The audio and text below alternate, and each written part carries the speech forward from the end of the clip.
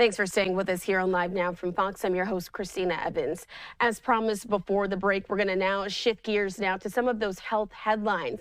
A lot of folks have been worried about bird flu. Also want to show you some video there on your screen as well. You may be thinking about bird flu, egg prices, and how it all goes together. We've seen a recent increase in numbers over the last few months, raising concerns for both safety and much more. The virus is now impacting dairy cows and the people who care for them as well. So here to help us make more sense of this, we want to bring into the conversation infectious disease expert Dr. Peter Chin-Hong. Dr. Peter Chin-Hong, thanks so much for being with us here on Live Now from Fox. We've been talking about this for several months. You've come onto the show talking about what the issue is, where you saw it going, and as you predicted last fall, you said, I think this is going to get worse before it gets better. Can you sort of talk about the changes that we've seen over the last few months as it pertains to the bird flu? Yeah, so what we've seen, Christina, is a continued spread across states and spread across species. And even though it's not affecting a lot of humans right now, I think it's getting closer and closer. The good news is we haven't seen human-to-human transmission, but the not so good news is that the bird flu continues to evolve with new types. There have been a couple more hospitalizations, and we have more animals getting sick, including animals close to us, like domesticated cats and, other people at risk and animals at risk close to us. So that's kind of how it's been. And of course, acutely, all of our lives are now disrupted because eggs are so scarce and eggs are so expensive. And it does seem like it's an issue that keeps compounding on itself. I do want to put up this tweet that we have from the Associated Press referencing what you just mentioned, Dr. Peter Chin-Hong. Bird flu confirmed in older Wyoming woman who likely had contact with an infected flock at her home. It was also confirmed today from Ohio that a woman there had also been. A farmer who was there in the state was discharged from the hospital after being sickened by the bird flu, making the fourth American to have officially been hospitalized with the H5N1 virus. So we are seeing folks get sick from bird flu. Can you sort of talk about how they likely were able to contract the disease first, what their symptoms were, and how they were able to recover and why hospitalization was necessary? I think all four hospitalizations were caused not by in contact with cows, which we've been thinking about a lot for the last few months, but by contact with birds. And specifically in Louisiana, when the patient died, and in Wyoming, these were contact with backyard chickens. And the way they got infected was likely, although not confirmed with the Wyoming case, or confirmed with the Louisiana case, with a different type and likely spread by wild birds flying over, because it is a pandemic in wild birds, waterfowl right now. And as it pertains, you just mentioned, again, the hospitalizations. What were some of those symptoms that caused those folks, those patients to say, I need to seek more help and I know something's wrong? So bird flu, the flu in bird flu means that it acts like human flu. And the main symptoms that people have with serious human flu infection is problems breathing. So shortness of breath, cough, difficulty breathing. So that's really the main symptom that gets people into the hospital.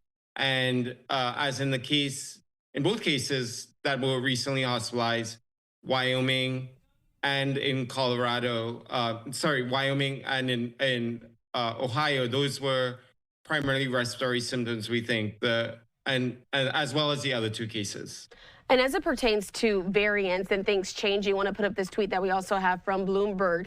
Some scientists out there are warning that a new variant of bird flu could pose a real threat to humans and saying that we're not ready at this point. Of course, this is an opinion piece that came from Bloomberg. What are your thoughts on this, on the possibility of a new variant emerging? Well, it's closer than we think. There's some studies in San Diego at Scripps showing that it doesn't take very much for the current version of the virus to get to a place where it can enter our bodies more efficiently. Right now, it's not really entering our lungs very easily. And that's the reason why more people aren't infected and they're not getting as seriously ill. But what we saw in recently in the Central Valley in the duck farm in Merced is that ducks infected with both this bird flu that we're talking about and another flu, the bird flu was able to exchange genes with the other flu and create a new kind of almost Frankenstein flu in that duck farm. So the reason why we're asking people to get regular human flu vaccines this year, even more than ever, is that if you have a lot of bird flu circulating, a lot of human flu, and they're close together, they can exchange genes, and the bird flu can learn new tricks to get in our body or the combination code. I'm so glad you brought up vaccines because that was going to be part of my next question. Of course, with the COVID pandemic, we saw how several different strands came out and it was able to infect people. Does this sort of work the same way? And could we even see a vaccine specifically for bird flu, especially for those farm workers, farmers specifically, who have to interact so closely with livestock? Yeah, so vaccines is a really important issue. We have technology like mRNA technology as well as traditional technology. We have about 5 million vaccines in the national stockpile right now. And if it mutates, like with COVID vaccines and mRNA technology, you can basically cut and paste the code and make a new vaccine maybe in about 3 months. So that's in the works. I think in terms of who should get vaccines, certainly some of the people at the front line would be dairy workers, poultry workers, but also animals. In other countries like Egypt and France, they're vaccinating chickens. And there are also vaccine trials undergoing right now in the United States in cows. All right, let's talk about the elephant in the room. We got to talk about the egg prices as well. U.S. egg prices have hit a record high of $4.95 and are likely still at this point to continue to climb. This is affecting people at home. We're hearing that this is tied also to the bird flu. Can you sort of walk through that connection and why this is hitting us in our pockets at this point, even if we're not at such a high risk at this point for bird flu transmission in humans? Yeah, so the bird in bird flu is the fact that it mainly affects birds and kills them. So when it affects dairy cows, they just don't make as much milk. They get sick, but they don't really die, fortunately. But birds die very, very quickly. And when one is infected, because it's so transmissible in chickens and they live in such close quarters, farmers have to kill the whole flock. So since this started, we've killed, hundreds of millions of birds already in this country. And because of that, and because of the cost that farmers are spending for biosecurity measures, that is like extra special precautions on the farm, the prices of eggs are up, not only because of the infected birds, but because of otherwise uninfected birds in the vicinity because it spreads like wildfire on the farms. Do you think we'll see an end to this?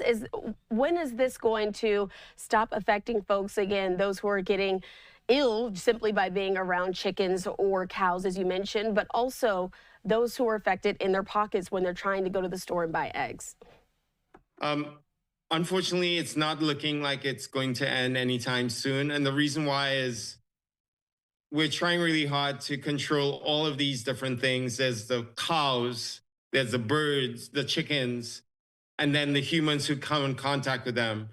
But the elephant in the room, or the bird in the room, so to speak, is all the wild birds flying all over.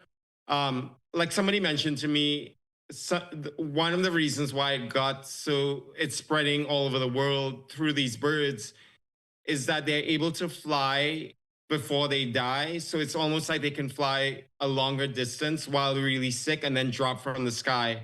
And because our animal species are in contact with these wild birds, it's becoming more and more difficult.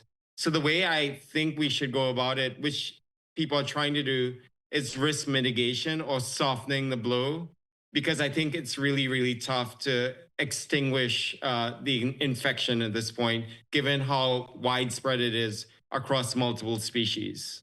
Will we ever be able to find out where this originated, where the original outbreak started?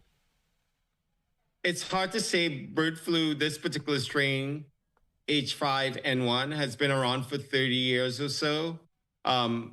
So, we know that, where disease was first detected, which is in Asia, but specifically where, it's really hard to say because, again, the carriers of the infection or the species that was infected the most fly all over the place, which is birds, and they migrate seasonally. So it's really difficult at this point to really pinpoint where it comes from.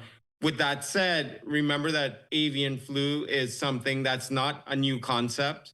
In fact, four of the last uh, flu pandemics in humans in the 20th century has its origins in the birds because our bodies are not used to that kind of infection. And when it comes inside our bodies, we can get very, very sick because we don't have the immunity. And that's what we're trying to prevent. And that's why we need to do all of these precautions.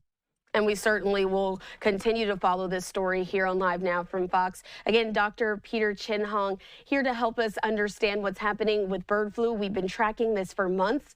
Well, I'm sure that we'll certainly have you on again in the near future to get an update on the situation. We appreciate you for joining us. Thanks so much, Christina.